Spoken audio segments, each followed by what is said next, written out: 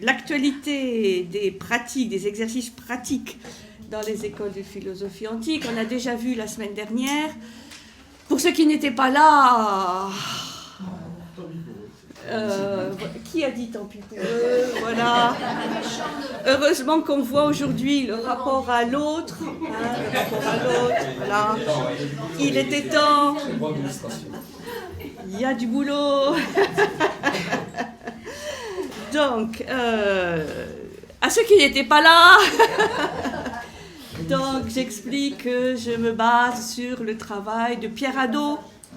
Enfin, j'y ajoute ma touche personnelle, évidemment, mais quand même, je me base essentiellement sur l'excellent travail de Pierre Hadot, que je ne représenterai pas, mais qui a écrit des ouvrages célèbres, notamment « Qu'est-ce que la philosophie antique ?» qui a révolutionné un petit peu l'approche de la philosophie antique, grecque ou gréco-romaine, en montrant que cette philosophie antique, elle n'est pas seulement un ensemble de conceptions, de discours intellectuels, conceptuels, théoriques, mais qu'elle est avant tout, et pour ne pas dire vraiment essentiellement, une pratique, avec ce qu'il a appelé les exercices, toute une panoplie d'exercices qu'il a appelés spirituels. Je ne reviendrai pas là-dessus, je vais l'expliquer, en lui laissant la parole largement pour expliquer pourquoi il avait choisi cet adjectif. Et il faut savoir que donc ça recouvre la totalité de l'être humain, ce que les Grecs appelaient nous, psyché, soma, c'est-à-dire nous, la partie céleste, la partie spirituelle, la partie la plus élevée, psyché, la partie intermédiaire, l'émotionnel, l'affectif, etc. Et soma, le côté plus terrestre, dense, physique, concret. Et donc j'ai divisé ce cycle en trois grandes thématiques. Le rapport à soi, les exercices qui sont en lien avec le rapport à soi-même par rapport au lien individuel. Aujourd'hui, le rapport à l'autre, c'est-à-dire la confrontation à l'autre, l'altérité et le fait que, selon Aristote, nous sommes des animaux sociaux. Eh oui, fait pour vivre en société. Et donc, même si parfois on a vraiment envie de partir sur une île déserte, mais il y en a de moins en moins aussi, aujourd'hui, des îles désertes, donc c'est plus compliqué. On est quand même fondamentalement des êtres sociaux et on a donc besoin aussi de l'autre. Il faut s'en convaincre. Non, je plaisante. Et donc le lien social, c'est ce qu'on va voir aujourd'hui. Et troisième volet, le rapport au cosmos, à l'univers, le lien cosmique. Donc là, c'est plus la nature, le cosmos, la contemplation, etc. Donc on verra d'autres exercices. Alors, ces exercices spirituels que Hadot décrit dans ses livres se pratiquaient dans diverses écoles de philosophie qui se sont développées, c'est son sujet, qui sont développées dans le bassin méditerranéen à partir du 5e siècle avant Jésus-Christ. Et il faut dire que vers la fin du 4e siècle, avant Jésus-Christ, presque toute l'activité philosophique se concentre à Athènes, dans 4 écoles principales. Bon, vous les connaissez par cœur, on en a souvent parlé, c'est l'Académie de Platon, créée par Platon, le lycée, créé par Aristote, le jardin d'Épicure, créé par Épicure, et le fameux portique stoa, le portique stoïcien, fondé par Zénon de Citium. Et il y a d'autres courants, bien sûr, comme les cyniques, les sceptiques, les cyrénaïques, qui sont des courants qui ont été importants, mais qui n'ont pas forcément été structurés comme les autres en école. C'est pour ça qu'ils n'ont pas la faveur du travail de Hadot, parce que là, il s'est concentré sur le fonctionnement des écoles. Et on ne peut pas, à proprement parler, évoquer une école cynique ou une école sceptique ou une école cyrénaïque, même si ces courants importants vont influencer le développement des écoles. Je pense par exemple au scepticisme qui va à un moment donné influencer l'académie platonicienne, à telle enseigne que cette académie platonicienne va presque devenir sceptique ou plus sceptique que sceptique. Donc une influence, mais pour vous expliquer qu'on ne va pas forcément les évoquer, sauf les cyniques qu'on va évoquer aujourd'hui. Le futur philosophe, comme explique Hadot, s'oriente vers telle école ou vers tel courant en fonction essentiellement du mode de vie qui y est pratiqué, beaucoup plus que par rapport à un corpus doctrinal ou un corpus théorique, par rapport au maître d'école, bon, qui peut aussi avoir son influence bien sûr, mais aussi par rapport au mode de vie, à la façon de vivre qui y est enseignée. Et il y a aussi une grande liberté, une grande porosité entre les enseignements dans le sens où on peut suivre les enseignements de l'académie platonicienne, mais aussi un enseignement stoïcien, aristotélicien. Il n'y a pas d'exclusive. Ça, c'est quelque chose qu'on a un peu perdu de vue parce qu'on aime bien les choses un peu bien séparées, cloisonnées. Donc voilà, si on est à l'académie de Platon, on n'est pas... Bon, c'était pas tout à fait le cas à l'époque. Et l'académie de Platon, qui a été fondée en 387 avant Jésus-Christ, est elle-même issue d'une école plus ancienne, fondée en Italie du Sud, à Crotone, par le fameux Pythagore, qu'on appelle le musée. Vous voyez que tous ces mots sont devenus des noms communs. Le musée, puisque c'était une école qui a été créée en hommage aux Muses, compagnes du dieu Apollon, autour des enseignements, vous savez, de mathématiques, de musique, de géométrie, pour essayer de saisir l'harmonie de l'univers et donc aussi de la vivre au quotidien. Toutes ces écoles de philosophie ont été florissantes jusqu'à ce qu'elles soient à peu près toutes fermées de manière un peu progressive au 5e siècle de notre ère, du fait notamment de la domination chrétienne, ce qui veut dire que leur activité, elle a quand même duré pratiquement un millénaire, ce qui est quand même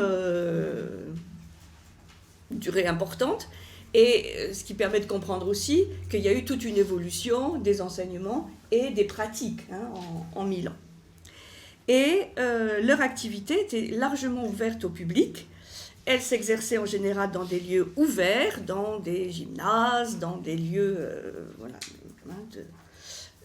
ouverts dans lesquels il était possible de se réunir pour entendre des conférences, discuter, dialoguer.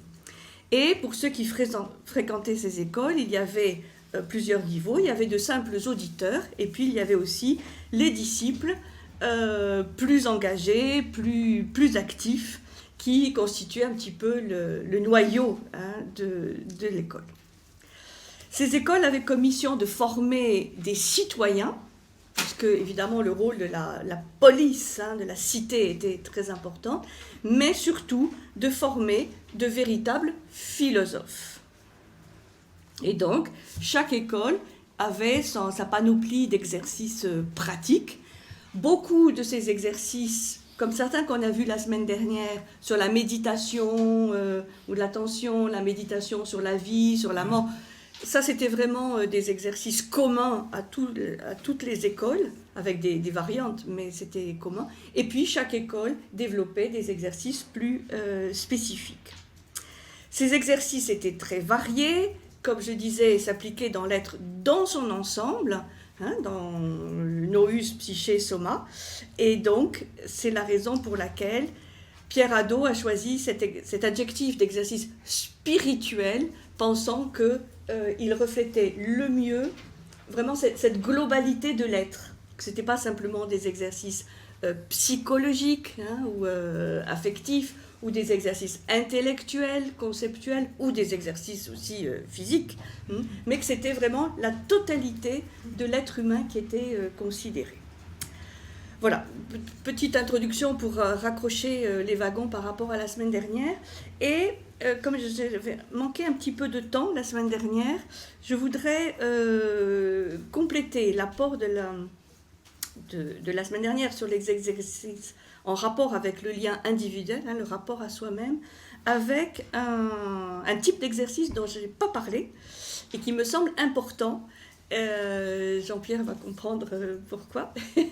C'est la mémorisation, les exercices de mémorisation, et notamment de mémorisation de maximes ou de principes ou de préceptes simples, courts, impactants, synthétiques.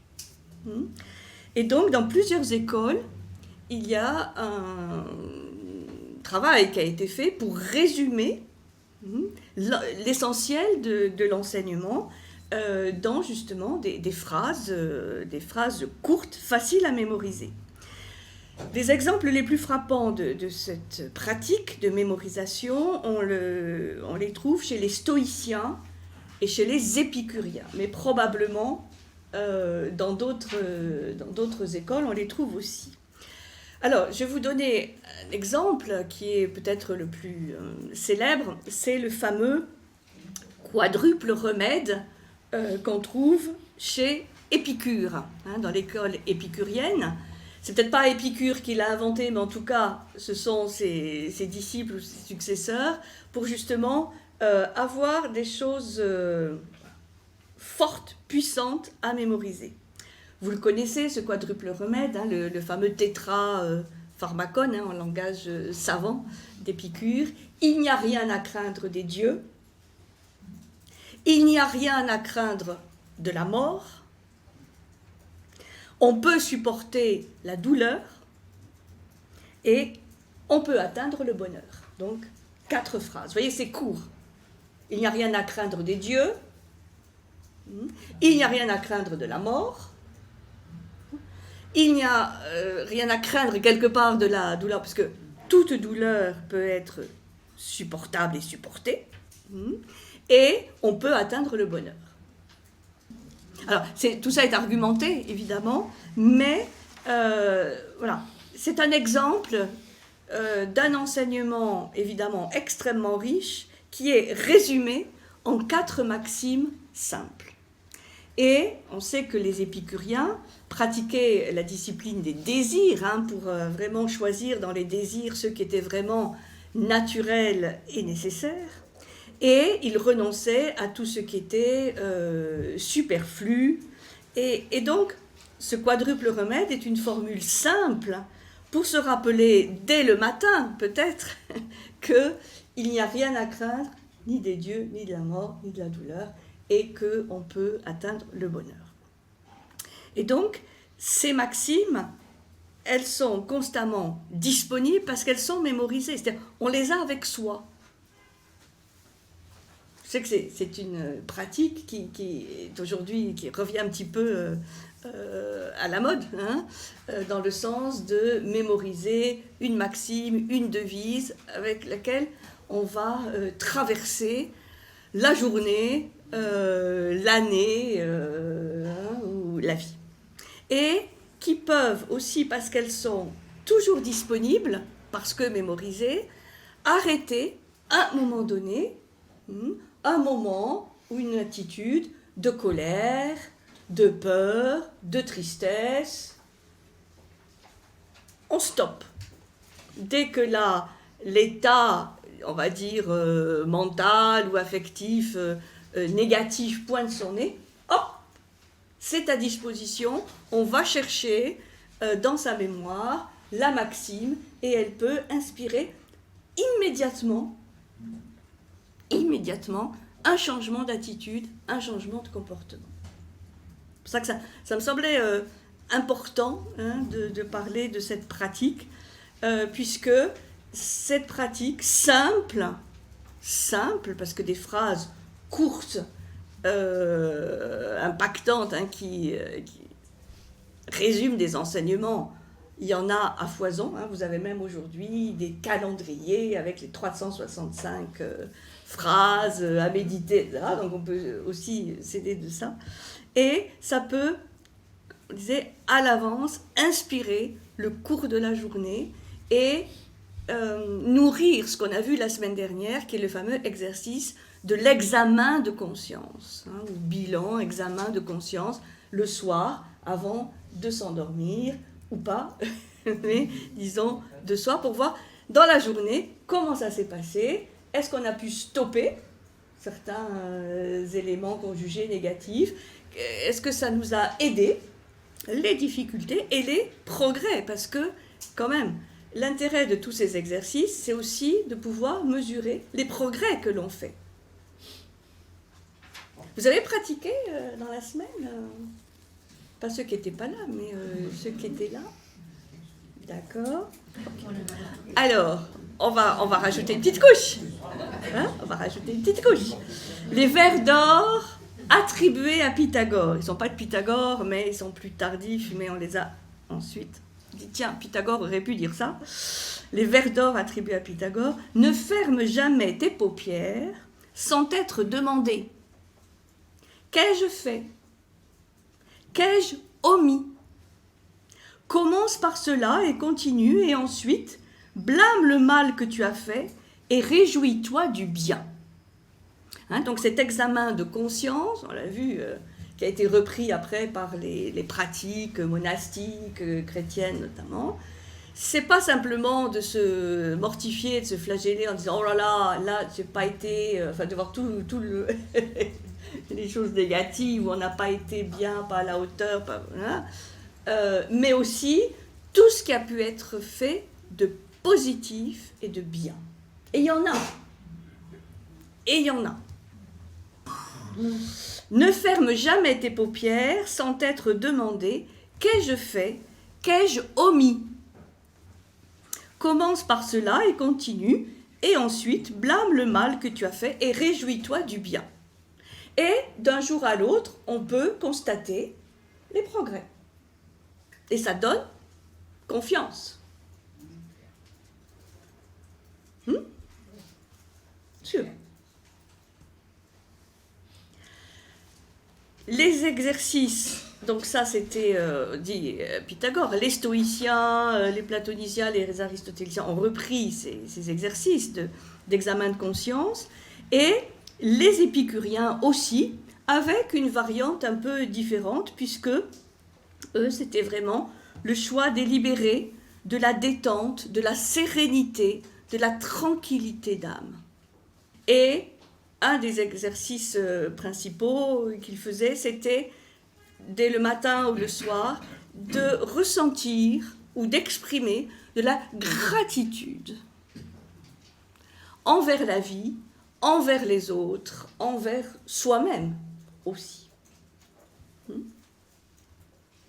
C'est Épicure, dans sa lettre à Ménécée, vous savez, Épicure, il écrivait à ses disciples, « Tous ces enseignements, médite-les donc jour et nuit. » Vous voyez que c'était vraiment très sérieux, hein, comme on dit. « Médite-les donc jour et nuit, et à part toi, et aussi avec un compagnon semblable à toi. » Ça, c'est ce qu'on va voir aujourd'hui, c'est que ces pratiques, ces exercices, certains se faisaient dans la solitude.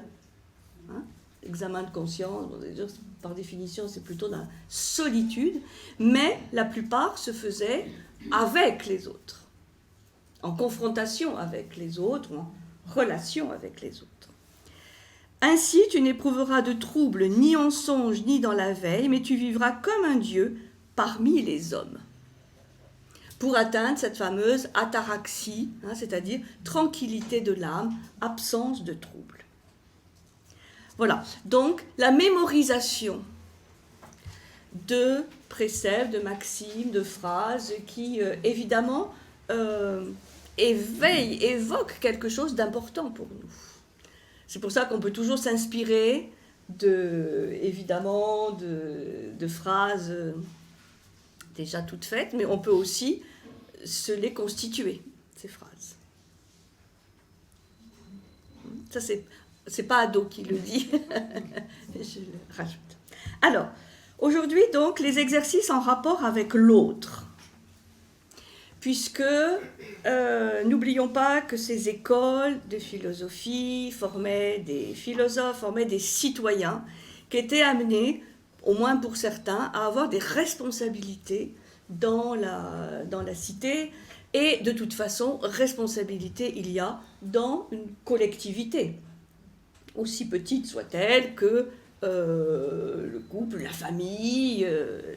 Donc, l'autre, la confrontation à l'autre, à l'altérité, est évidemment très importante. Et là, on passe à la logique vécue.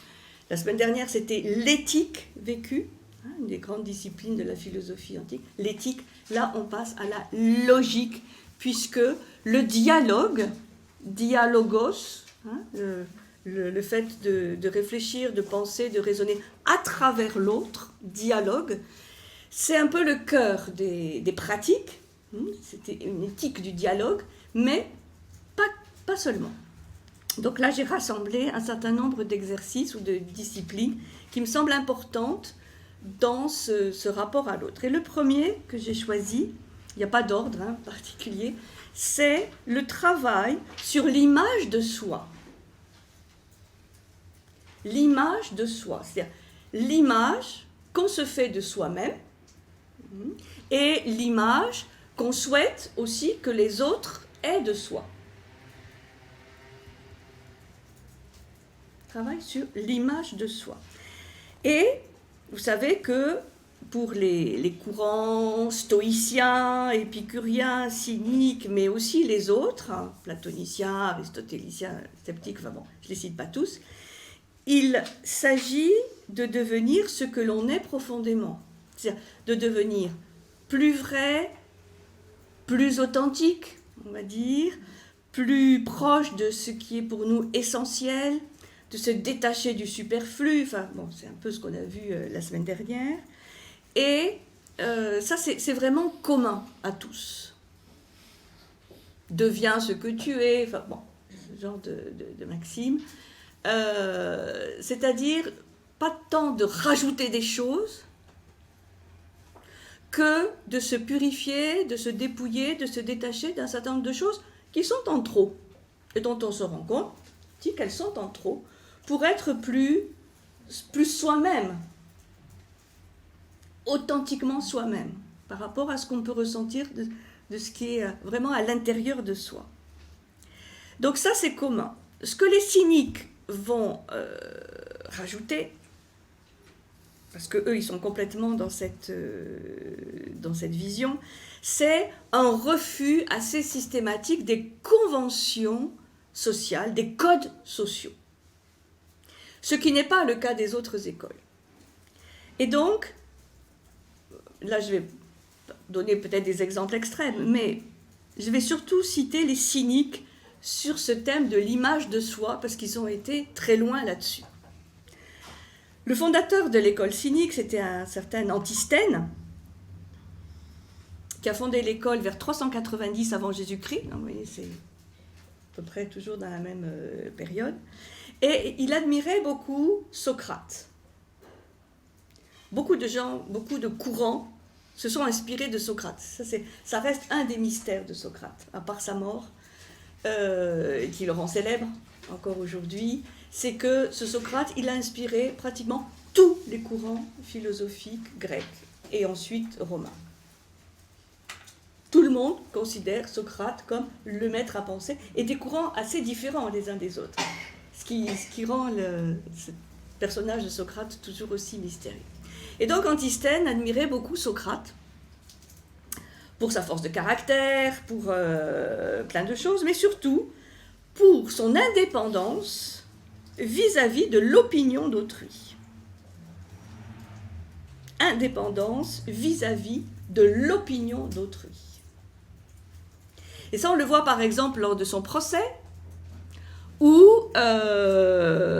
non seulement il va dire qu'il est innocent des accusations qu'on porte contre lui, de corrompre la jeunesse ou de ne pas respecter les dieux de la cité, mais surtout il va dire, bon, par rapport au travail que j'ai fait, moi je mériterais d'être nourri au Prytanée.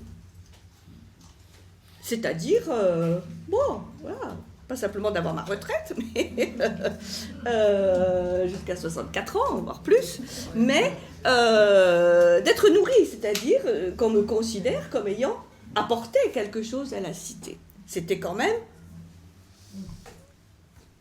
C'était gonflé, hein, entre guillemets, hein, quand même. Et donc, là, il est tellement convaincu, hein, et il est indifférent, enfin, il se moque de ce que les juges ou les autres citoyens ou les auteurs vont penser de cela. Et la plupart disent, mais il est fou, Socrate. Il exagère.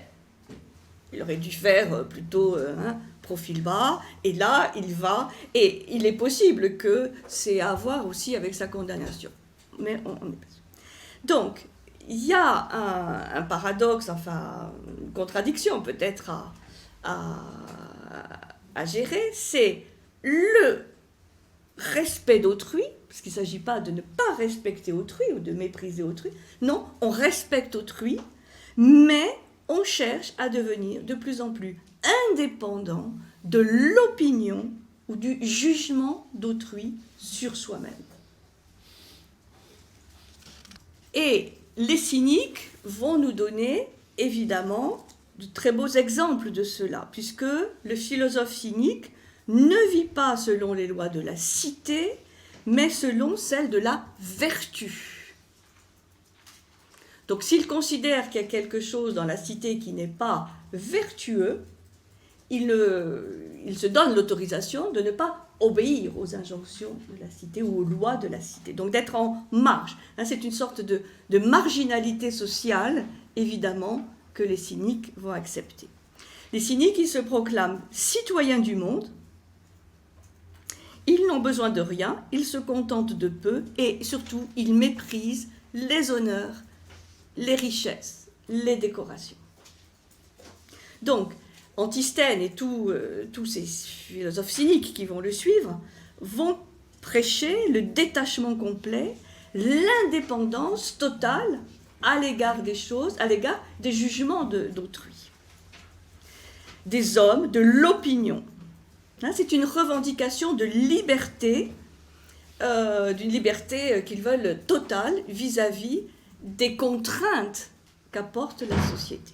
Alors, vous connaissez tous un représentant de ce courant cynique, c'est Diogène. Diogène de Sinope, qui, vous savez, dans sa jarre, vivait vraiment nu, sans dépouiller de tout, et avec sa lampe, qu'est-ce qu'il faisait? Il cherchait l'homme. Ah non, il cherchait l'homme. Et il y a une réplique très célèbre de Diogène, on ne sait pas si c'est vrai, mais en tout cas, ça nous est arrivé, qui Alexandre le Grand, en personne, va lui rendre visite, lui propose de formuler un vœu, et Diogène lui aurait répondu « Alexandre, ôte-toi de mon soleil », ce qui évidemment était totalement inconcevable si ce n'était pas Diogène. Et Alexandre, qui avait bien compris le personnage, ne lui en voulut pas, et il aurait même dit, bon, là c'est vraiment encore plus de l'expectative, « Si je n'étais pas Alexandre, je voudrais être Diogène ». C'est-à-dire, cette liberté de ton, se moquer des conventions sociales vis-à-vis d'Alexandre, était pour Alexandre un très bel exemple de liberté, et que peut-être il aurait aimé avoir lui-même cette liberté.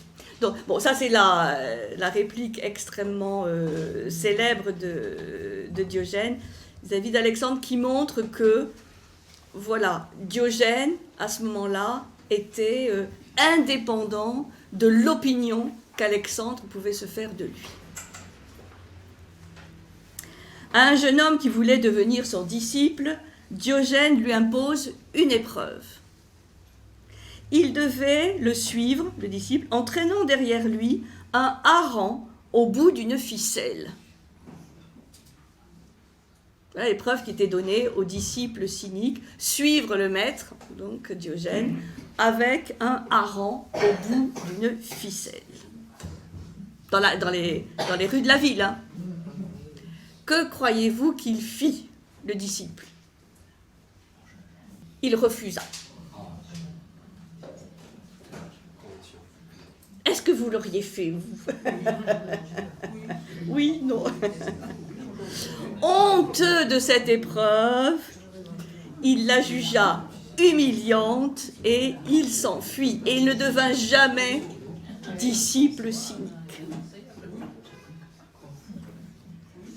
Oui, le hareng, la sardine, on va dire à Marseille, on va dire la sardine, hein, au bout d'une ficelle, sur la canebière. J'aurais de la peine, alors j'aurais pas fait.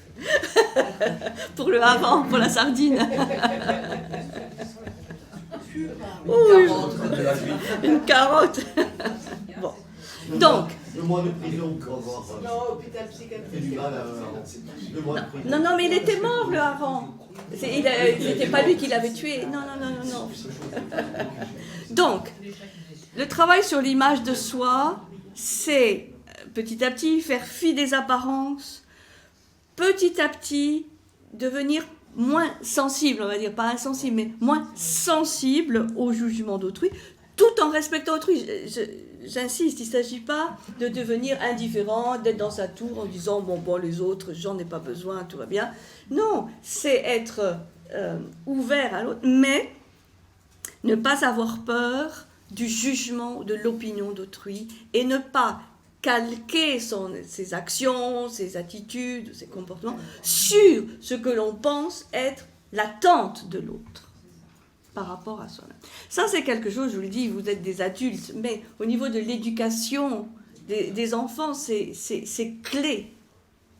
C'est clé, mais c'est plus que clé. Enfin, si on pouvait travailler un peu plus avec les enfants là-dessus, ça serait extraordinaire. Parce qu'aujourd'hui, on le voit bien, notamment avec les réseaux sociaux, etc. On n'est que dans l'image. Que dans l'image de soi. Et les processus de harcèlement, etc., c'est terrifiant parce que c'est l'image. Quelle image? Donc si vous avez des enfants, des petits-enfants, des arrière-petits-enfants, s'il vous plaît, travaillez cet aspect-là. Il ne s'agit pas d'être indifférent, insensible, mais de prendre de la distance, un peu de recul, de détachement par rapport à l'image. Et c'est vrai qu'aujourd'hui encore, on voit les bons élèves, quand on dit les bons élèves, c'est souvent les élèves qui donnent les réponses dont ils pensent que ce sont celles qu'on attend d'eux.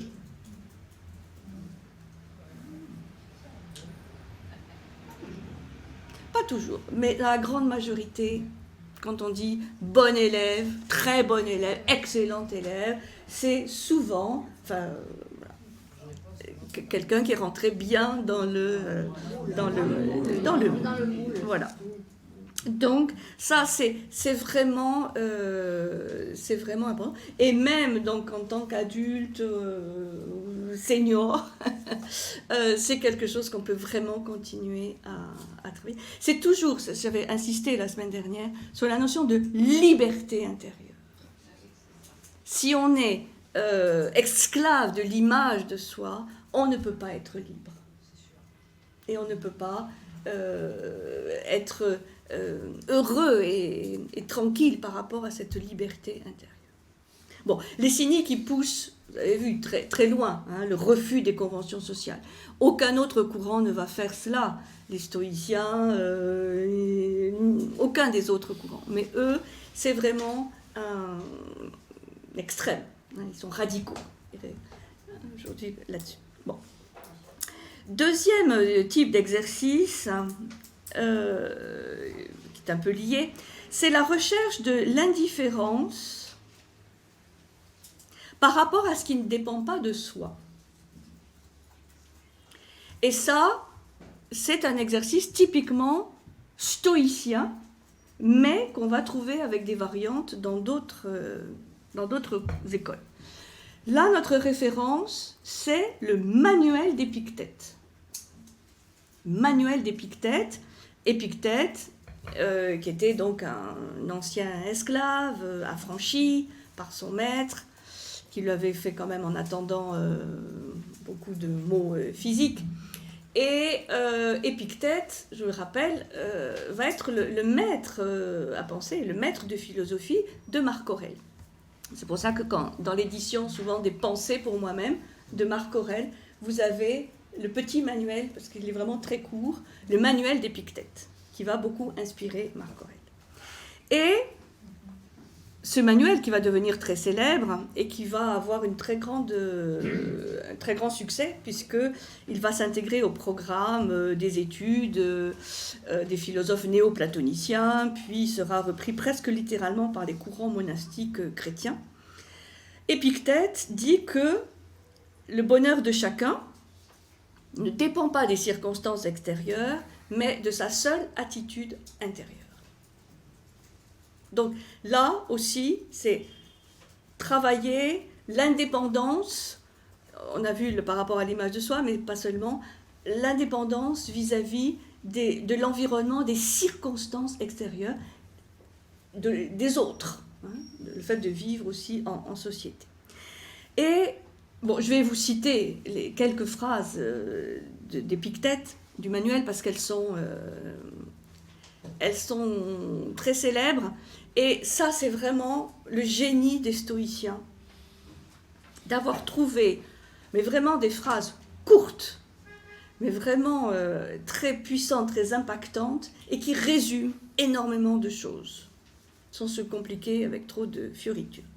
Voilà ce qu'il dit au début du manuel. Ça semble évident,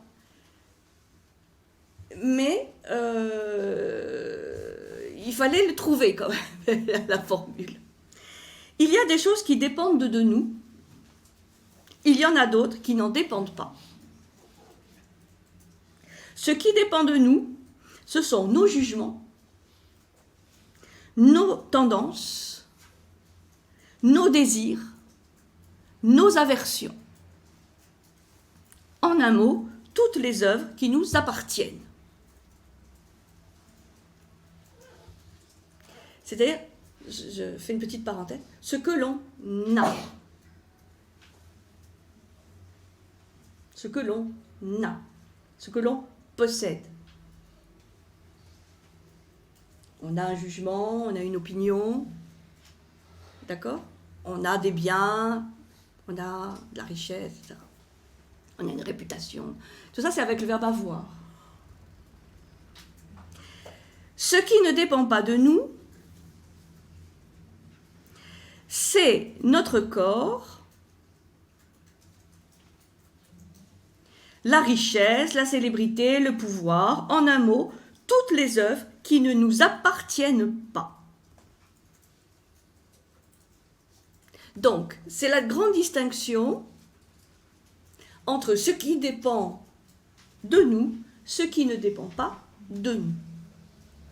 Et un peu plus loin, là aussi le fameux passage, ce qui trouble les hommes, ce ne sont pas les choses, mais les jugements qu'ils portent sur ces choses.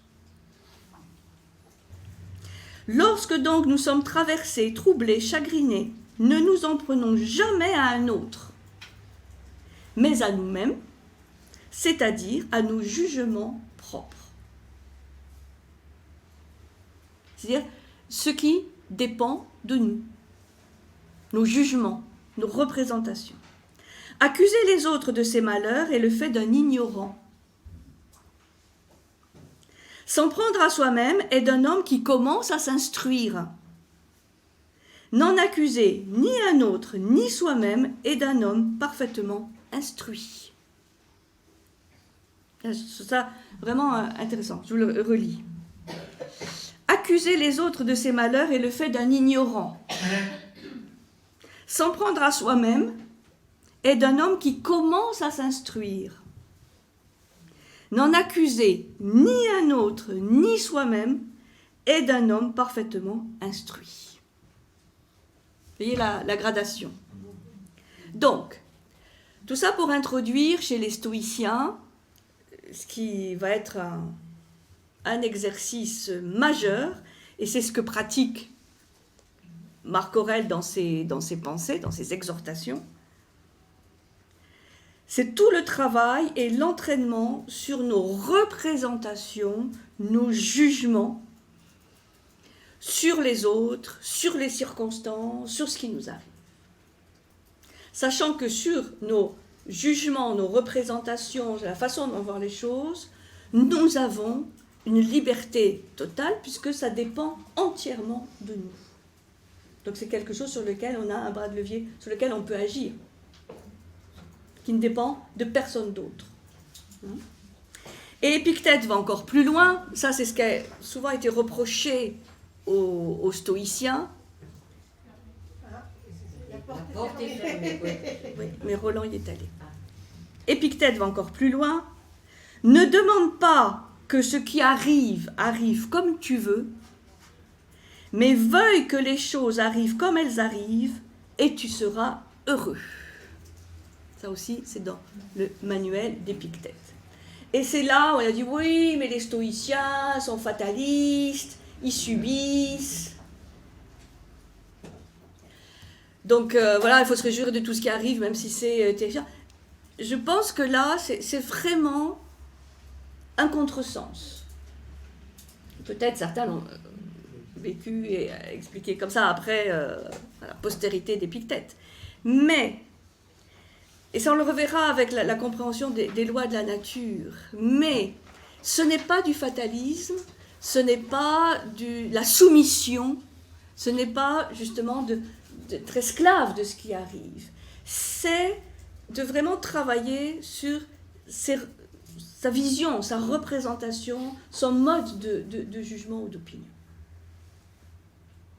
Vous voyez ? Donc, on va surtout se rappeler que ce qui trouble les hommes, ce ne sont pas les choses en elles-mêmes, mais le jugement qu'ils portent sur ces choses. Attention, on n'est pas dans la pensée positive. C'est beaucoup plus profond. Puisque ce travail, on va le voir sur les jugements et les représentations, c'est un travail mental. C'est un travail mental et affectif, mais surtout mental. Il ne s'agit pas de dire de manière superficielle « Ah, ben tout est positif, tout est bien, et tout est bien, tout est bien, tout est bien. » Non. Ou c'est normal, il m'arrive ça. Non. De toute façon, on ne comprend pas en général ce qui nous arrive. Donc, il ne s'agit pas d'aller chercher les causes non plus profondes, mais de changer mentalement la représentation de la circonstance, la représentation de l'autre. Souvent, on reste très figé sur des représentations qu'on a des autres. Ah, mais lui, il est comme ça. Voilà, un tel, comme ça, ne changera pas, il est comme ça. Bon, on a une vision figée. Et non, l'autre, il peut changer. Soi-même, on peut aussi changer. Ce n'est pas interdit. Donc, par rapport à la citadelle intérieure dont on parlait la semaine dernière, c'est constamment en reconstruction, puisque ça change tout ça. Et Marc Aurèle va aussi citer un texte d'Épictète, que nous connaissons d'ailleurs grâce à lui. On reviendra là-dessus la semaine prochaine. Il faut découvrir la règle qu'il faut appliquer au sujet de l'assentiment à donner aux représentations et aux jugements. C'est-à-dire, là, on va encore un peu plus loin, c'est un pas de plus. Il y a le jugement, il y a la représentation. Ok, elle vient. On peut ne pas y faire grand-chose. Elle s'impose. Alors, il y a encore un step au-dessus, une étape au-dessus, qui est, est-ce qu'on va donner notre assentiment à cela ? C'est-à-dire, on voit le jugement, on voit la représentation. Est-ce qu'elle peut avoir peut-être de négatif ou de figé, de stéréotypes, bon. Mais c'est encore à nous de dire, je donne mon assentiment ou pas. C'est-à-dire, je dis oui, ça c'est bien, Je fonce, je consolide ce jugement ou cette représentation, ou de dire, ah ben non, peut-être je ne donne pas mon assentiment. Vous voyez ? Donc c'est ça la discipline, très exigeante des stoïciens, mais pas seulement, la discipline de l'assentiment ou de la représentation. Vous voyez, ça joue à plusieurs niveaux. Déjà, quand on est conscient de ces représentations, de ces jugements et de ce qu'il peut y avoir aussi peut-être d'erronés ou de négatifs ou de faux, etc., ou de partiels ou de subjectifs, on peut aussi se voir comme un autre, en disant, voilà, je ne lui donne pas mon assentiment à ce jugement. Vous voyez, ça rejoint un peu cette idée d'indifférence. Là, on ne plonge pas dans le fait de dire oui, c'est ça. Est-ce que ça ne paralyse pas un petit peu tout engagement politique? Alors, le sens de jugement, c'est ça qui est intéressant chez les stoïciens, c'est que c'était une école qui favorisait l'engagement politique à différents niveaux, pas au niveau simplement temporaire, mais ils encourageaient les citoyens à prendre des responsabilités politiques, et au moins dans les responsabilités familiales, collectives qui nous incombent, de vraiment se sentir responsable. Donc, je dirais même au contraire. c'est en contradiction apparente avec le « veuillons que les choses arrivent comme elles arrivent ». Vouloir que les choses arrivent comme elles arrivent, quand on constate qu'elles ne sont pas comme elles devraient être, c'est très ambigu. Alors, c'est toujours la philosophie, c'est travailler avec les contradictions, avec les paradoxes. Apparents, oui, parce que je pense que la phrase d'Épictète, quand il dit « veuille que les choses arrivent comme elles arrivent », il faut vraiment le prendre à un niveau très profond, ce qu'on va voir avec les lois de la nature, c'est-à-dire de se considérer vraiment comme un partie prenante de la nature, et dans ce cas-là, elles ne peuvent arriver il faut qu'elles arrivent quelque part. C'est pas moral, c'est au-delà d'un jugement simplement moral. Enfin, il me semble. Donc, c'est apparemment contradictoire, oui, mais c'est justement en prenant ses responsabilités ou ses engagements politiques, donc au service d'autrui, parce que l'altruisme est un des éléments essentiels de la philosophie stoïcienne aussi. Puis elle fait confiance à l'autre. Oui, elle fait confiance de toute façon, toutes ces écoles font confiance dans la nature humaine. Et en disant, comme disait Socrate, nul n'est méchant volontairement. Donc si on est méchant, c'est qu'il y a de l'ignorance, c'est qu'il manque d'éducation, c'est qu'il manque quelque chose. Il manque quelque chose. Mais que l'homme, quand même, il manque quelque chose en conscience. Mais l'homme a cela en lui. Donc, Épictète, Marc Aurèle et les stoïciens vont très loin dans cet exercice, dans l'indifférence par rapport à ce qui ne dépend pas de soi, et ce travail sur l'assentiment à la représentation, au jugement. La finalité, c'est de se faire une représentation la plus exacte possible des objets ou des événements. C'est jamais absolu, c'est jamais à 100%. De se faire une représentation la plus exacte possible des objets ou des événements. La représentation objective, donc le plus objectif possible, c'est celle qui correspond le plus exactement à la réalité, qui engendre en nous un discours intérieur qui n'est rien d'autre que la description pure et simple de l'événement, sans aucun jugement de valeur subjectif, sans affectivité superflue, le plus possible. Le plus possible.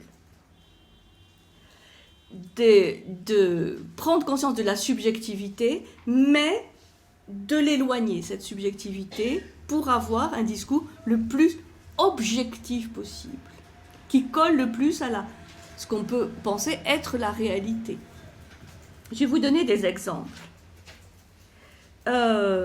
C'est Marc Aurèle, cette fois dans ses pensées, qui dit « Il faut toujours se faire une définition ou description de l'objet qui se présente dans la représentation, afin de le voir en lui-même, tel qu'il est en son essence, mis à nu tout entier et en toutes ses parties. » Donc, l'exercice consiste à définir l'objet, la circonstance, l'événement lui-même, tel qu'il est, d'en faire comme une description, comme si on décrivait un livre, un vers avec lequel on n'a aucun lien affectif particulier.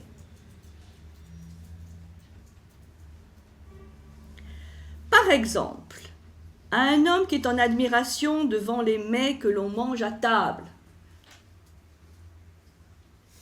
il répond que tout ça n'est rien de plus que du cadavre de poisson ou d'animal. Devant sa propre pourpre, puisqu'il était empereur, donc les honneurs, il connaissait tout ça. La pourpre, c'est-à-dire le vêtement. Il se dit que c'est du sang d'un animal dont l'étoffe est imbibée. Vous voyez, il décrit le vêtement. Il lui enlève ce côté honorifique, qui est une représentation sociale, hein, le fait de l'empereur, il doit être habillé comme ça. Il dit, bon, c'est une étoffe imbibée du sang d'un animal. Rien de plus. Rien de moins non plus. En ce qui concerne les plaisirs sexuels, il dit que c'est un frottement de ventre et voilà tout. Je savais que ça... C'est-à-dire, on décrit. Voilà.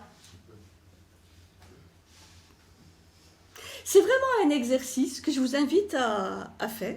Je ne l'avais pas fait. Par rapport à quelque chose, une circonstance, un événement, quelqu'un qui vous fait monter au cocotier, hein, comme on dit, hein, qui vous énerve, qui vous fait mettre en colère, négatif. De prendre une feuille de papier, une fois qu'on est un peu calmé, hein. De toute façon, avant, on ne peut pas prendre la feuille de papier. On se calme. Feuille de papier. Et on essaie de décrire le plus objectivement possible ce qui est en train de se passer. Bon, une fois qu'on l'a écrit, on en fait une boule, on la jette et on recommence. Pour arriver à la description la plus neutre possible, la plus objective, entre guillemets. Elle ne sera jamais objective, hein. On ne vise pas le 100%. Jamais objectif.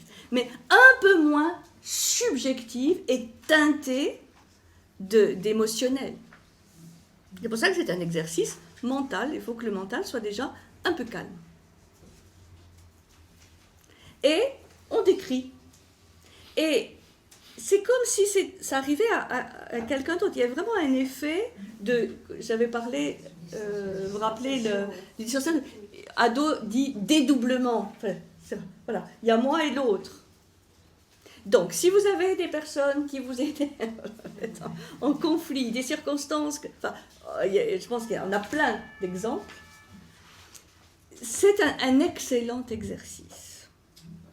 Et dans ses pensées, dans ses exhortations, puisqu'en fait il s'exhorte à faire tout ça, il donne aussi des exemples. Et c'est pour ça que l'écrit est si important. Il faut coucher sur le papier, il faut écrire. C'est pour ça que ça c'est une discipline, l'écrit, qui a été repris vraiment dans tous les domaines. Parce qu'il faut écrire. Je te coupe 2 secondes, peut-être que tu vas citer les entretiens d'Épictète. Parce que si on lit les entretiens, toutes les situations sont décrites. Oui.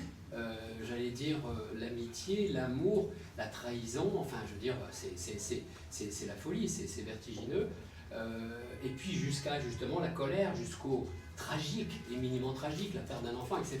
Oui. C'est d'une puissance rare, selon moi. Oui, merci de rappeler les entretiens, parce qu'il y a le manuel, il y a les entretiens d'Épictète, et là il y a...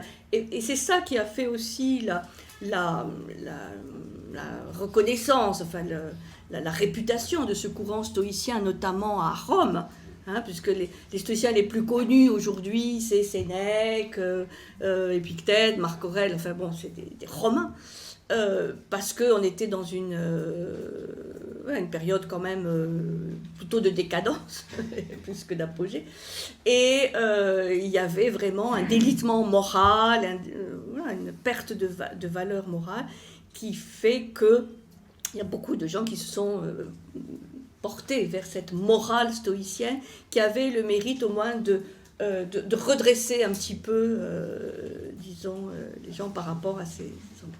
Donc oui, les entretiens d'Épictète, où c'est toujours le dialogue avec les disciples par rapport à des choses de la vie. Ils ont aussi écrit sur la... Sénèque a fait tout un traité sur la colère. Enfin voilà, des choses tout à fait quotidiennes, et c'est ça aussi qui fait l'actualité de ces pratiques, parce que la nature humaine n'a pas changé depuis de 3000 ans. Excusez-moi, j'ai une petite question. J'ai l'impression que le fait de décrire de manière très froide et distante, c'est ça, il faut distancier par rapport Ça, c'est l'objectif. Ça, c'est l'objectif. Mais est-ce que ça ne nous fait pas perdre un peu notre humanité? Nos sentiments. Nos sentiments.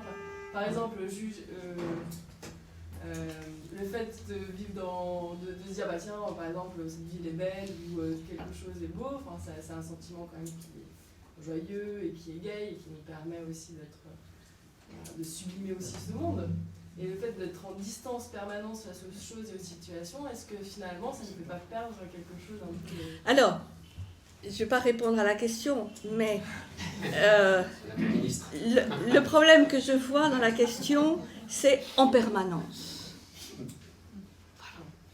Comme je dis, c'est jamais de l'absolu, c'est jamais 100%, c'est jamais en permanence.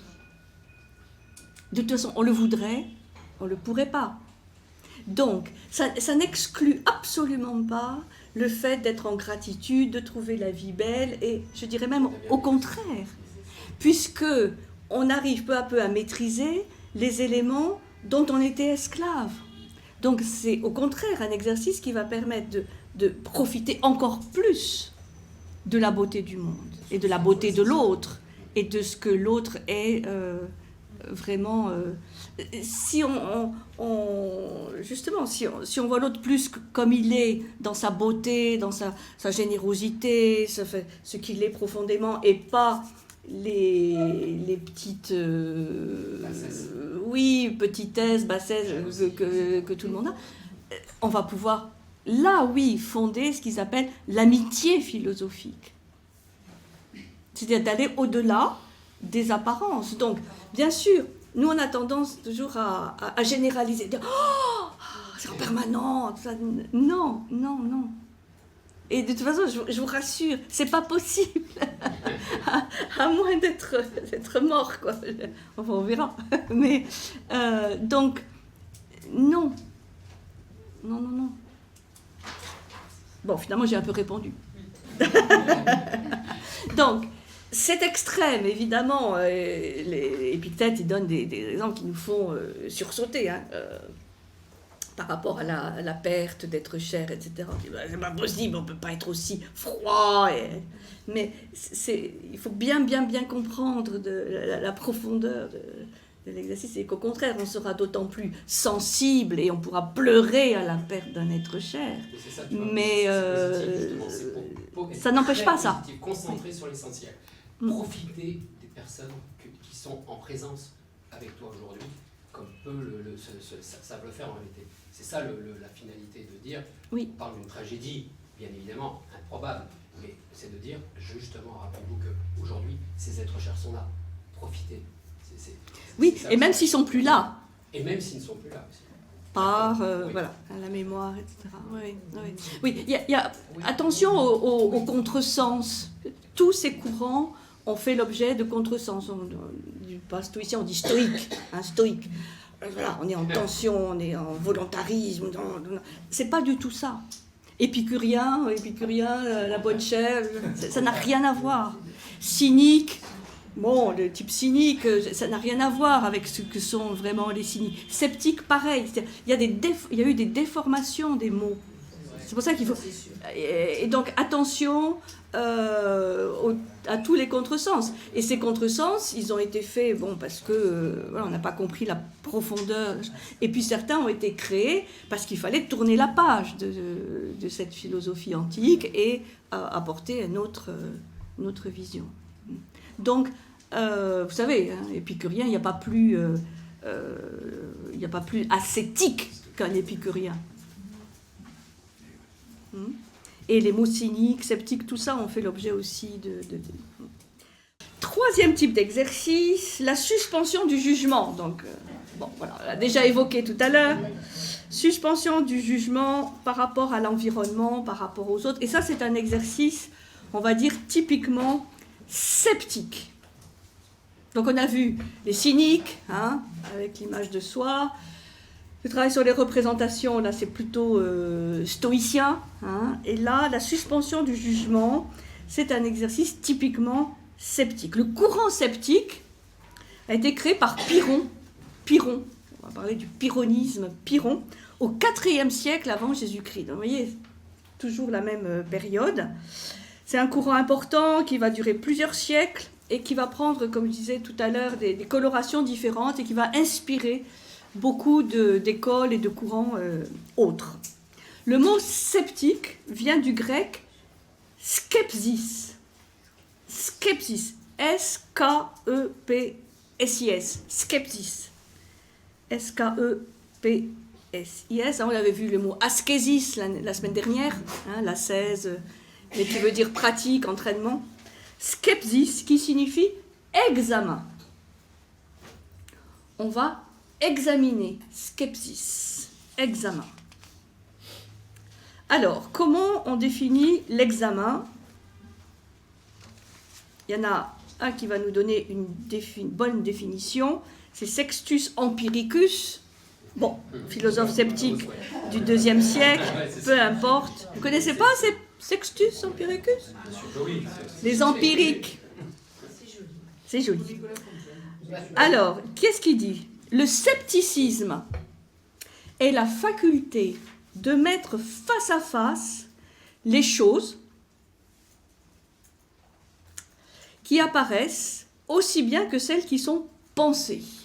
Mettre face à face les choses qui apparaissent aussi bien que celles qui sont pensées, capacité par laquelle, du fait de la force égale qu'il y a dans les raisonnements opposés, je vais vous la relire, hein, la force égale qu'il y a dans les raisonnements opposés, nous arrivons d'abord à la suspension du jugement et après cela à la tranquillité. Voilà. Donc c'est toujours l'objectif, c'est toujours la tranquillité d'âme, l'ataraxie, l'absence de trouble, la sérénité. Là, ça vient de quoi? De mettre face à face les choses qui apparaissent aussi bien que celles qui sont pensées, c'est-à-dire aussi bien les phénomènes, les circonstances que les jugements, et du fait de la force égale qu'il y a dans les raisonnements opposés, nous arrivons d'abord à la suspension du jugement, c'est-à-dire cet exercice de suspension du jugement, c'est le fait de reconnaître qu'on est face à des jugements, des raisonnements ou des éléments qui, c'est comme dans le pour et le contre, c'est-à-dire qui ont une force égale. Et donc, on ne peut pas choisir. Les deux ont raison. Il y a autant de justesse ou de vérité dans un argument que dans l'argument contraire. Donc, face à cela, on ne peut faire qu'une chose que les Grecs appellent époquer. Époquer, je suspends mon jugement. On ne suspend pas le vol, hein, on suspend ton vol. On suspend, c'est-à-dire, c'est pas qu'on n'est pas capable de juger, mais on se donne l'ordre de suspendre le jugement. C'est-à-dire, on suspend la capacité, pour un temps, de choix. Ou de dire, comme on entend à longueur de journée, je suis d'accord, je suis pas d'accord. Ça n'a aucune espèce d'importance. Parce que ça, c'est une réaction, souvent émotionnelle. Bon, donc, il y a toujours l'idée de on laisse reposer, on calme, on voit les arguments, et pas s'il y a des arguments de force égale qui se font face à face, eh bien, on suspend le jugement. Alors, bon, c'est l'arrêt de la pensée, l'interruption de toute élaboration intellectuelle lors de l'examen. Montaigne, on parlait de Montaigne, quand il est dans sa librairie, dans sa bibliothèque, dans son bureau, hein, il fait graver des sentences sur les poutres, hein, et il y en a une où il y a « époqué », parce qu'il aimait bien Je suspends mon jugement. Ça s'écrit comment? E-P-O-K-H-E, enfin, époqué. Ou c'est H. Époqué. Je suspends mon jugement. Donc, voilà, pour suspendre, il faut prendre un petit peu de recul. Donc, et c'est ce que les sceptiques disent. Si on peut construire des raisonnements pour ou contre chaque opinion avec une force égale, on ne peut alors que suspendre son jugement. C'est ce qu'ils appellent en langage savant l'isosthénie, c'est-à-dire l'égalité de force persuasive entre deux représentations qui s'opposent. Donc la vérité, si tant est qu'elle existe, se partage de force égale entre deux argumentations opposées, contradictoires. Donc, vous allez me dire, mais c'est impossible à faire. C'est vrai qu'aujourd'hui, c'est compliqué parce qu'on nous demande notre avis, surtout, et on demande à tout instant, il faut avoir une opinion, parce que sinon on est un peu bébête. Bon, donc c'est compliqué, mais c'est un très bon exercice à pratiquer, justement, tout en étant dans le monde. Hein, on est bien d'accord qu'il ne s'agit pas d'être Robinson et qui peut faire tous ces exercices parce qu'il est tout seul. Non. Être plongé dans le monde et de temps en temps s'exercer à suspendre son jugement. Donc c'est une pratique philosophique qui cherche aussi à prendre en compte la complexité du réel. Les choses ne sont pas simples. Elles sont complexes, pas forcément compliquées, mais complexes, c'est-à-dire avec plein d'interrelations, d'interdépendances. Et donc, le jugement est souvent péremptoire et le jugement est souvent simpliste, c'est-à-dire il ne prend en considération qu'une partie du réel. Donc ça, c'est, vous voyez, le côté intéressant de la suspension du jugement. C'est-à-dire, bon, les choses sont plus compliquées, sont plus complexes qu'on veut bien nous le dire. C'est pas blanc ou noir. On a vraiment besoin aujourd'hui, beaucoup de cela. Parce que même les émissions, on a une émission qui dit nous c'est les faits, rien que les faits. C'est pas vrai. C'est pas vrai. On nous trompe avec ça. On ne nous montre pas que des faits. On nous montre des faits à la sauce de l'un ou de l'autre. Donc, l'idée, c'est de prendre de la distance, de dépassionner le débat, de rentrer en profondeur dans les argumentations respectives. Pourquoi tel argument? Pourquoi l'argument contraire? Essayer d'aller... Et pour ça, bon, vous voyez bien qu'il faut prendre un peu de temps. Et c'est aussi une des maladies aujourd'hui, c'est qu'on n'a pas le temps. Il faut immédiatement réagir, répondre. Et ça, c'est terrible. Enfin, je ne veux pas apparaître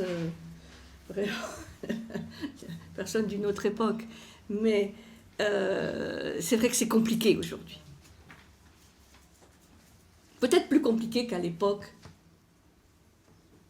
des Grecs, où il n'y avait pas de SMS, il n'y avait pas de mail, où il faut répondre dans l'instant, sinon c'est qu'on se désintéresse de la question. On est dans des réseaux quand même assez contraignants aujourd'hui.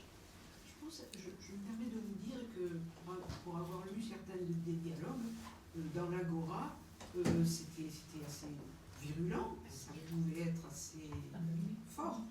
Oui. Bon, c'était certains citoyens, c'était pas aussi répandu que ça l'est actuellement par rapport aux réseaux sociaux, mais dans l'Agora, il n'y avait pas que des choses gentilles qui étaient dites, il y avait aussi les citoyens parlaient entre eux, et c'était pas forcément toujours dans la sérénité. Ah non, mais bien sûr. Si j'ai pu laisser penser qu'à l'Agora, c'était, on se faisait des bisous, non, bien sûr. Mais ils n'étaient pas Bien sûr. anonymes à l'époque. C'est-à-dire qu'on voyait les personnes qui voulaient s'exprimer. Voilà, Oui, oui. c'est que l'anonymat. On peut dire Enfin, vraiment sur les réseaux. Hein. Oui, Sur les réseaux, c'est oui, énorme. mais quand vous avez des gens, pas à travers les médias, les gens sont... tu avais une... Oui, mais sur la Oui, masse. Oui, oui. à propos de la complexité, Oui. l'apôtre de la complexité de notre temps, c'est bien Edgar Morin. Et il vient de publier un petit bouquin qui s'appelle Leçon d'une vie, d'un siècle, dans lequel il parle beaucoup de ce genre de choses, mais en très très petit, très très peu, et donc il dit vraiment un substantifique moelle. Oui, Je crois que c'est très intéressant de le lire, Oui. ce bouquin. merci. Petit. Oui, il a 101 ans maintenant, hein, Edgar Morin. Donc, leçon de vie, oui. C'est lui qui a vraiment, étudié et vraiment théorisé cette notion de complexité, de complexus. Et c'est vraiment... donc, c'est vrai que par rapport à tout ce qu'on nous donne comme opinion, comme jugement, comme représentation, déjà le fait de se dire, bon, allez, ça doit être plus complexe, c'est déjà un bon garde-fou. Pour pas tomber, justement, pour pas faire forcément cette suspension du jugement qui est peut-être assez compliquée à faire, mais d'être prudent par rapport aux visions, aux jugements trop tranchés, trop péremptoires. Mais c'est vrai qu'aujourd'hui, il faut être radical, sinon on n'est pas entendu. Donc, aussi... Donc le sceptique refuse volontairement de choisir pour ne pas tomber dans la facilité. Prendre le temps, ne pas se précipiter, étudier les différentes visions qui s'opposent. Et c'est vrai que ça, c'est un exercice que vraiment j'aimais bien faire avec des jeunes, des ados. C'était de prendre des articles de journaux différents, enfin voilà, qui donnaient une vision différente d'un même fait. C'est très très riche. Bon, on peut le voir comme ça, mais on peut aussi l'interpréter comme ça et de comprendre. Ou par rapport à d'organiser des pour ou contre. Enfin, c'est très riche parce que ça permet d'enrichir sa vision, voir que ce qu'on pensait en premier lieu était peut-être pouvait être complété, pouvait être contredit, et que ça c'est vraiment intéressant. Alors, ça nous fait peut-être penser à quand on avait étudié des dialogues, notamment des dialogues de Genèse de Platon, où Socrate, les fameux dialogues socratiques, où il y avait ces fameuses apories. Hein, vous vous rappelez, c'est-à-dire, bon, on pose une question, bon, finalement, chacun donne ses arguments, sa vision, puis on arrive à un moment où c'est l'aporie, il n'y a pas d'issue. C'est une impasse, apparemment. Et ça, c'est vraiment très intéressant parce que c'est un moment où, justement, bon, bah, voilà, on suspend le jugement, on ne sait pas. Et alors, nous, on est frustrés parce qu'on n'a pas la réponse à la question, mais si on poursuit le dialogue, parce que Socrate n'était pas un sceptique, la suspension du jugement n'était pas une fin en soi ou une finalité pour lui. Si on continue justement le dialogue, là on peut arriver à des choses riches, intéressantes. Ne pas s'arrêter au fait de dire bon bah finalement il n'y a pas de réponse à la question. Par contre, pour les sceptiques, certains ont mené cette suspension du jugement très loin. Le seul moyen d'expérimenter la tranquillité d'âme, c'est cette fameuse ataraxie, c'est de s'obliger à suspendre en toute chose son jugement. Ce qui pour l'action, là, je reconnais, n'est pas forcément évident. Mais au moins, sur les choses sur lesquelles on n'a pas d'interaction directe, on peut le faire. Alors, ceci, en plus, on peut rester imperturbable face à la diversité des opinions contradictoires.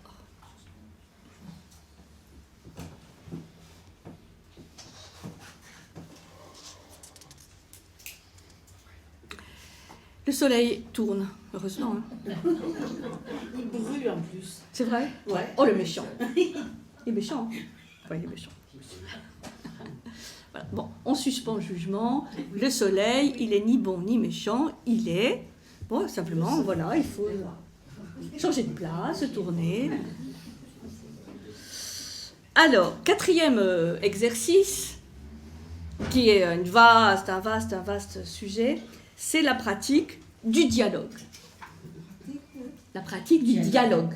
Dialogos. Là, on trouve notre logos. Penser à travers l'autre. Alors, évidemment, là, on pense immédiatement à Platon.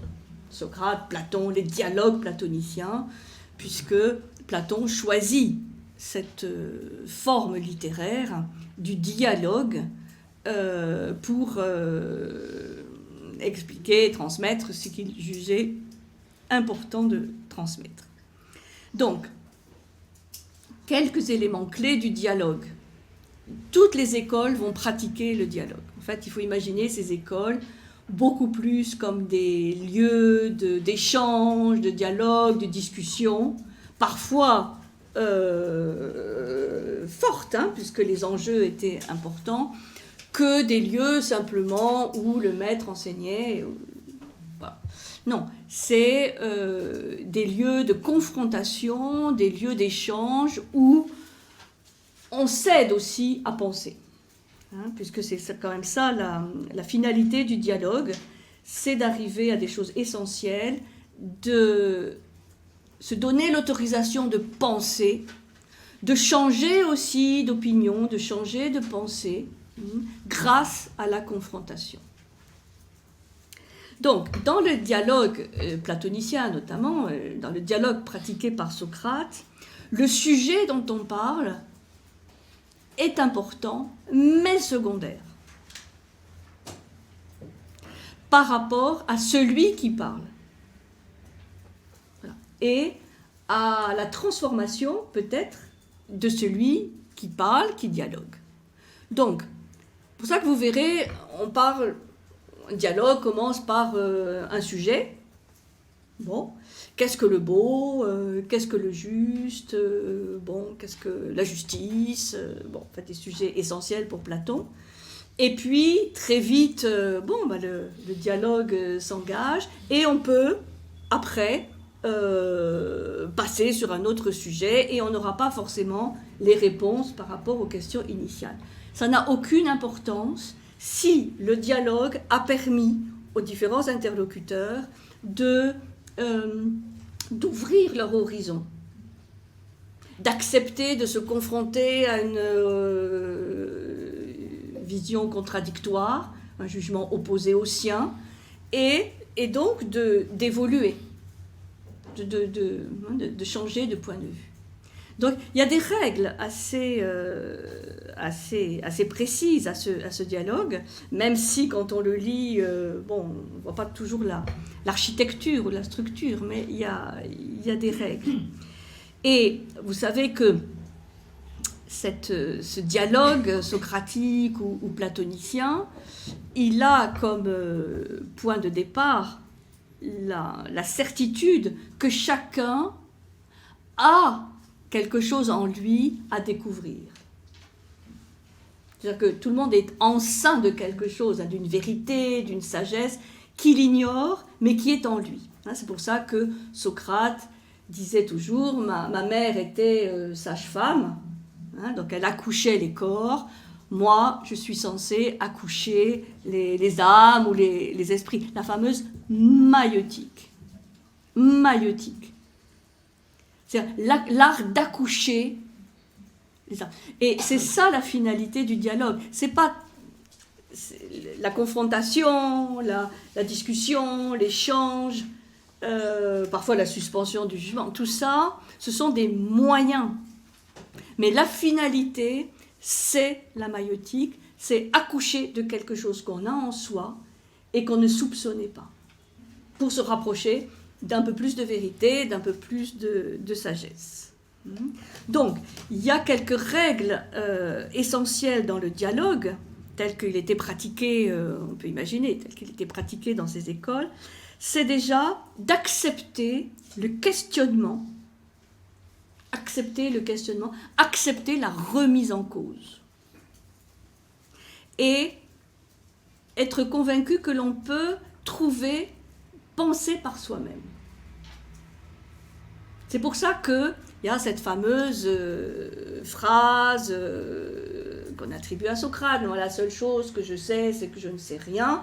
Donc dans le dialogue, il n'y a pas un maître et des disciples ou quelqu'un qui sait et qui va essayer d'enseigner ou de transmettre quelque chose ou de faire découvrir à l'autre quelque chose qu'on veut lui faire découvrir. Pas du tout.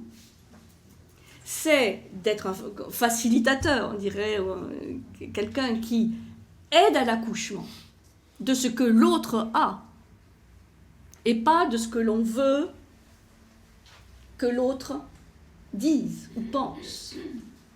C'est très exigeant.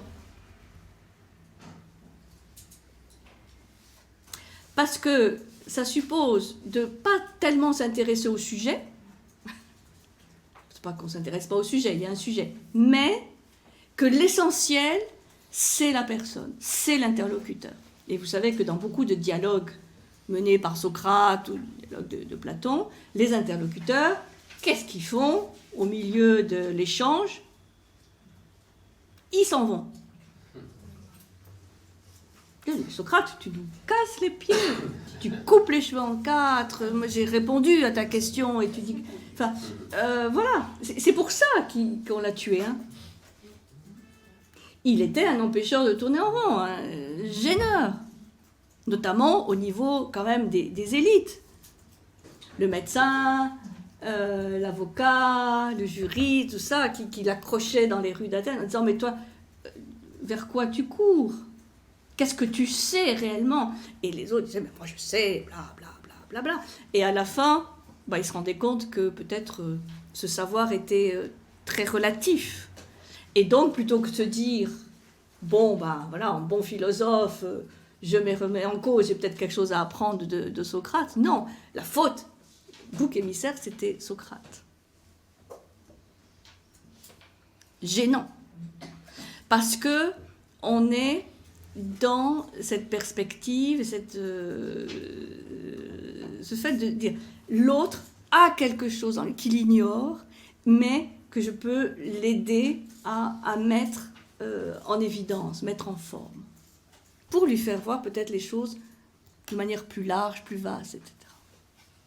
Donc, je sais que je ne sais rien, c'est-à-dire que Socrate n'est pas le maître à penser, c'est pas lui qui va apporter un enseignement, mais il va aider à accoucher ses concitoyens.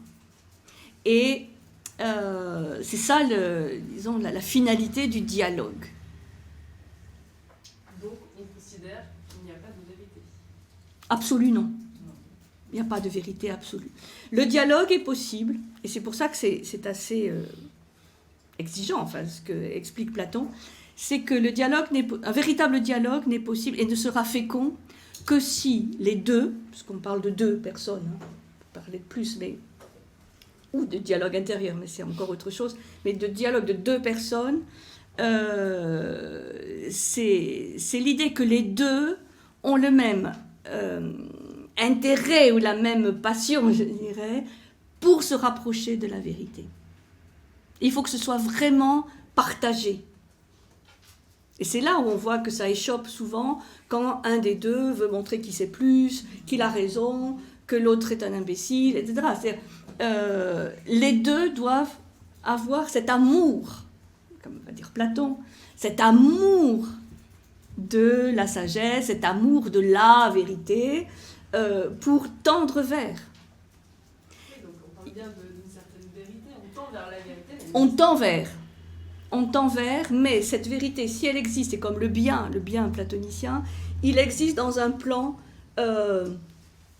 quasiment autre. Enfin, on ne peut pas parler de transcendance parce que c'est pas... Mais oui, dont on peut avoir des intuitions, dont on peut avoir des reflets, dont on peut avoir des fulgurances, mais qui n'est pas, comment dire, en permanence accessible.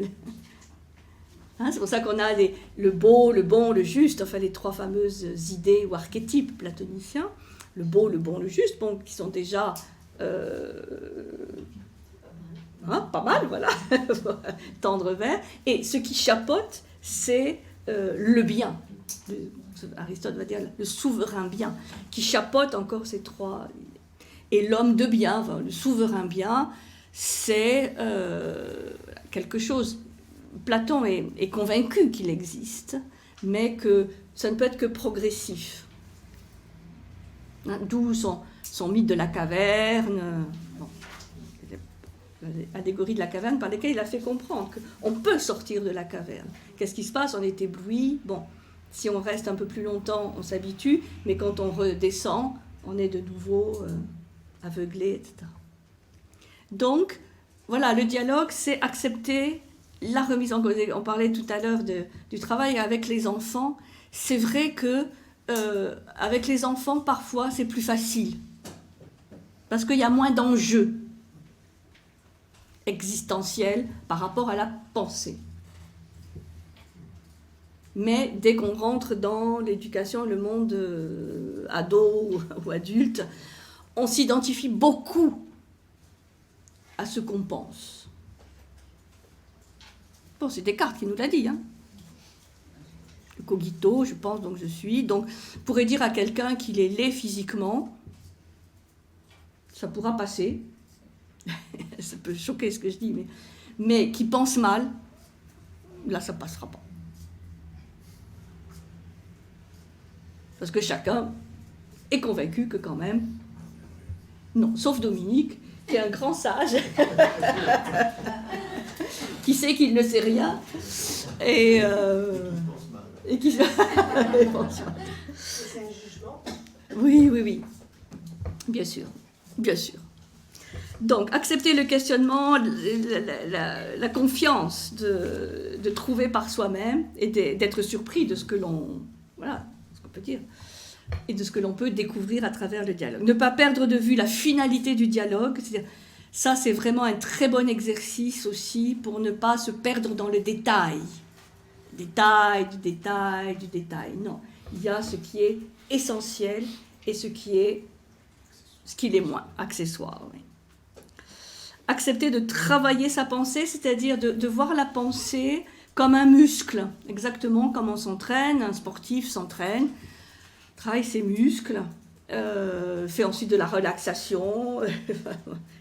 Il y a différentes phases, mais de voir la pensée pas quelque chose de figé, mais de jamais s'arrêter à la première opinion. Ça, c'est le grand enjeu du dialogue. Bon, on lance une question, on sort quelque chose, bon, c'est ce qui vient, c'est une opinion générale, on répète, ou l'argument d'autorité, on dit « Ah, mais un tel a dit ça », donc on croit qu'on clôt le sujet. Et en fait, bon, ben voilà, il faut accepter de mettre ça sur le tapis, et de travailler, de questionner la question, et tout un travail dialectique, en fait, hein, puisque la dialectique, ça vient de dialogue. Et considérer que le cheminement de la pensée, l'élargissement de la pensée, le travail sur la pensée est plus important que le résultat auquel on va arriver.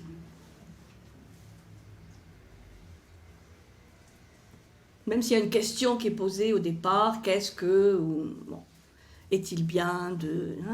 la réponse est tout à fait secondaire par rapport au cheminement dialectique de la pensée. On ne pratique plus trop tout ça.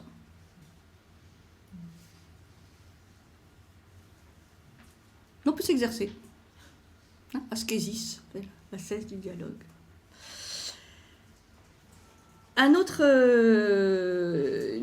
thématique qui est en lien avec celle du dialogue, c'est le développement de l'amitié philosophique. Enfin, de l'amitié. Oui, philosophique, parce que c'est dans les écoles de philosophie. Mais le développement de l'amitié. Beaucoup de ces écoles considèrent la construction ou l'entretien d'une véritable amitié comme peut-être l'essentiel du vécu de l'école. Donc c'est amitié du maître avec ses disciples, des disciples entre eux, amitié. Avec le plus de monde possible. Et là, par rapport à l'amitié, on a là aussi un courant peut-être exemplaire, c'est le jardin d'Épicure. Donc là, ce qui permet de voir un petit peu les différents courants. C'est une caractéristique qui est restée connue de cette école épicurienne, l'amitié. Et il y a aussi sur ce sujet Aristote,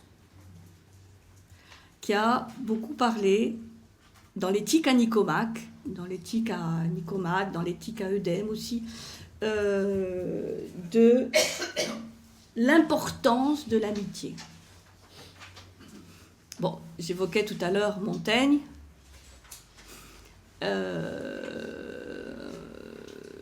Évidemment, ce qui est très connu de Montaigne, c'est cette fameuse amitié avec Étienne de la Boétie, montée comme une amitié exemplaire, mais il est vrai que cette amitié est très inspirée de ces amitiés antiques. Alors, sur Épicure, on a par exemple le témoignage de Cicéron.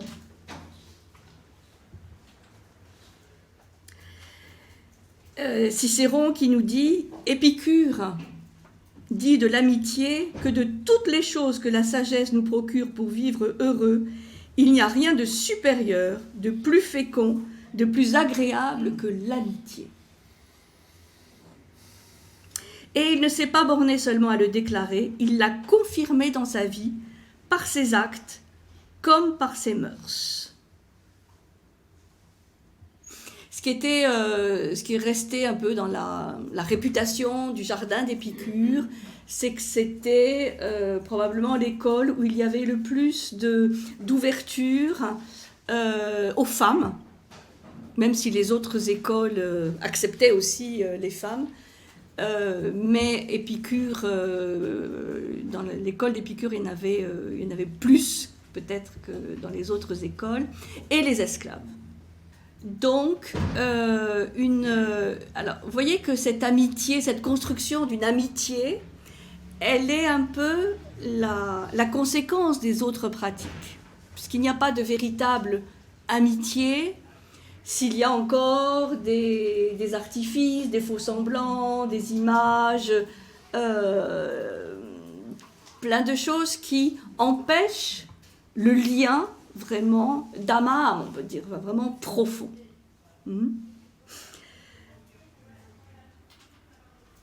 Alors, Aristote, comme je disais, va aussi beaucoup s'intéresser à l'amitié. Il en fait la condition nécessaire au bonheur. Et, je cite,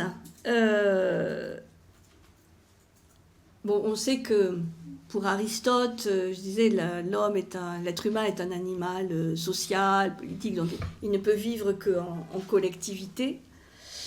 Et l'homme ne peut être heureux véritablement que s'il sait tisser des liens, il dit, avec ses parents, avec ses enfants, sa femme, ses amis, ses concitoyens en général. Donc, Aristote, on sait que sa philosophie, elle peut être un petit peu abstraite et complexe, puisque il y a une sorte de transcendance du Dieu immobile, enfin du Dieu moteur immobile, donc c'est pas aussi progressif que dans la vision platonicienne, mais par contre, il a ces deux notions de contemplation qu'on verra la semaine prochaine, puisque là, on sera dans le lien cosmique. Mais en attendant, il y a quelque chose de plus accessible au commun des mortels, c'est l'amitié. Et si vous lisez le chapitre 10, le chapitre 10 de l'éthique à Nicomaque d'Aristote, vous verrez de très belles phrases sur l'amitié. L'accomplissement de notre vie morale s'effectue en relation avec l'autre. Alors, comment il définit l'amitié, Aristote ? Une relation d'affection réciproque entre deux adultes qui se traitent d'égal à égal. Bon, là, pour Aristote, il ne peut y avoir d'amitié que d'égal à égal. C'est-à-dire que pour lui, il ne peut pas y avoir d'amitié entre un maître et son esclave, par exemple. Parce que là, il n'y a pas d'égalité. Bon, ça c'est la vision grecque de l'époque. Donc, d'égal à égal, et dans laquelle, ça c'est très beau, chacun se réjouit mutuellement de la vertu de l'autre. Bon, Aristote, il a beaucoup étudié, écrit, travaillé, enseigné sur la notion de vertu. Et donc, dans l'amitié, il y a le fait de développer, évidemment, ces vertus intérieures, mais aussi de se réjouir de la vertu de l'autre. Donc, ça veut dire que dans l'amitié, chacun participe de l'élévation de l'autre. Il y a une sorte de perfectionnement de chacun grâce à ce lien d'amitié.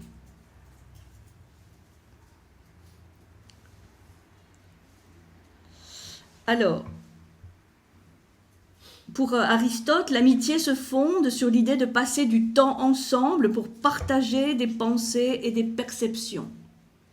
On doit vivre avec ses amis car on accomplit avec eux des tâches propres à la réalisation de la spécificité de l'être humain.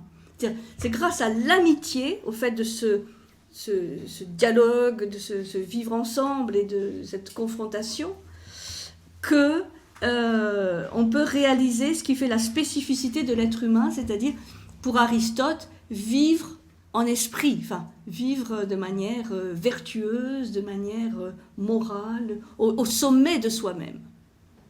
Et qui d'autre que l'ami peut inciter à vivre au sommet de soi-même. L'homme ne se suffit pas à lui-même, et c'est avec ses amis qu'il peut atteindre une sorte de complétude.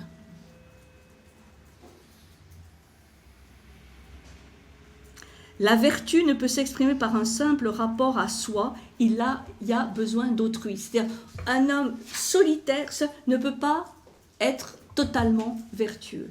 Il ne peut l'être que avec ce rapport d'amitié. Alors, il va expliquer dans l'éthique à Nicomaque qu'il y a 3 types d'amitié. L'amitié fondée sur le plaisir, l'amitié fondée sur l'intérêt et l'amitié fondée sur la vertu. Et il explique qu'on peut avoir beaucoup d'amis avec l'amitié fondée sur le plaisir, beaucoup d'amis fondés sur l'intérêt. Je suis amie parce que, voilà, j'ai un intérêt, même si c'est pas dit comme ça. Et la véritable amitié pour Aristote, bien sûr, c'est celle qui est fondée sur la vertu, où la relation d'amitié est une fin en soi. C'est ça qui est intéressant, comme il dit toujours. Le bonheur est une fin en soi. Après, comment y arriver, c'est autre chose. Il y a une multiplicité de visions et de voies, mais le bonheur est une fin en soi. Et pour Aristote, l'amitié est une fin en soi. Ce n'est jamais un moyen. C'est pour ça que, comme il le dit aussi, des vrais amis, si on en a un, on peut s'estimer déjà heureux. Mais vrai, où il n'y a pas d'intérêt, où on n'est pas forcément d'accord sur tout et peut-être on peut être même d'accord sur rien. Aucun intérêt. Enfin, c'est vraiment l'amitié désintéressée. Donc là, après, on peut faire le calcul. Bon, alors combien j'en ai? Pas des fans, hein, pas des vrais amis. L'amitié fondée sur la vertu représente le type parfait d'amitié. Donc, il faut bien voir que pour Aristote, et dans cette école aristotélicienne, le vécu d'une véritable amitié profonde est un aiguillon pour le perfectionnement de l'être. Donc, ce n'est pas simplement par plaisir d'être avec des amis ou par l'intérêt, mais vraiment dans cette perspective d'amélioration, de perfectionnement vers la vertu. L'amitié parfaite est celle des bons et de ceux qui se rassemblent par la vertu. L'amitié est absolument indispensable à la vie. Sans amis, nul ne voudrait vivre. Aristote qui dit, en livre 9. L'amitié est absolument indispensable à la vie. Sans amis, nul ne voudrait vivre. Ça donne un autre aspect d'Aristote, qui est parfois considéré un peu comme un peu rébarbatif. Et il a, dans Éthique à Nicomaque, notamment de très très belles pages sur l'amitié. Voilà, donc là aussi, c'est des exercices à pratiquer. Est-ce que j'ai des amis par intérêt, par plaisir, ou pour autre chose qui nous dépasse l'un et l'autre, mais que nous partageons. Et c'est vrai que le dialogue, sans faux semblant, sans artifice, est un moyen pour arriver à cette amitié philosophique. Bon. On verra la semaine prochaine comment cette amitié, parce qu'il y a l'amitié, il y a l'amour, il y a souvent trois notions grecques ou dans la tradition classique pour parler d'amitié et d'amour. Il y a Eros, il y a Philia. Eros, bon, on connaît avec Socrate. Et les dialogues platoniciens, notamment le Phèdre. Eros, Philia, l'amitié. Et puis, il y a Agapé. Agapé. Agapé, on en parlera la semaine prochaine, parce que c'est vraiment le sentiment de rapport d'union, de communion, d'amour universel à la nature, au cosmos, etc. Donc là, par rapport à ce que explique Aristote ou ce qui était vécu dans le jardin d'Épicure, on fait plus référence à la philia, à l'amitié. Ça va ? Bon, là, on a de quoi faire, hein ? On a de quoi pratiquer cette semaine. Comme disait Françoise la semaine dernière, ça va nous pourrir la vie. Hein. Mais comme il y a un côté sado-masochiste, on vient pour souffrir, pour se pourrir la vie, alors que ça serait quand même tellement plus simple de ne pas se poser toutes ces questions. Non ? Je vous ai dit que le soleil était méchant, mais pas du tout. Il n'est pas méchant, hein ? Non. Il est parti. Oui, c'est un très mauvais jugement. Bon, donc, la mémorisation. Hein ? Mémorisation. Le travail sur l'image de soi, les représentations, les jugements, la suspension du jugement, le dialogue, l'amitié. C'est des beaux programmes, hein ? Ah oui. Ça serait bien qu'on prenne ça au sérieux. Dialogue, ça veut dire à travers. Dialogos, penser à travers, oui. Non, c'est pas deux, c'est à travers l'autre.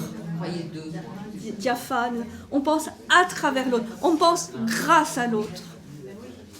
Alors, après, c'est vrai qu'il y a le dialogue intérieur, le dialogue avec soi-même. J'allais vous dire, on se demande si on a le droit de s'aimer soi-même après tout ça. Non. Est-ce qu'on a le droit de s'aimer soi-même après Ah, mais c'est même indispensable. Ah, c'est une base. C'est une base. Oui, parce qu'on va se découvrir, mais extraordinaire, merveilleux, plein de belles choses qu'on va pouvoir partager. Donc, oui, mais d'un amour moins égoïste, moins autocentré, peut-être. Différemment. Mais s'aimer, oui. Oui. Mais ça dépend ce que ça veut dire s'aimer aussi. On ne parle pas du sens narcissique des choses. Hein. Ah non. De la beauté intérieure. Là, hein. Voilà, c'est ça. Le dialogue, donc je parlais du dialogue intérieur, c'est plus difficile. Parce qu'il faut être deux à l'intérieur de soi, c'est pas facile. C'est pas évident. Par contre, comme je disais tout à l'heure, la discipline de l'écriture peut aider.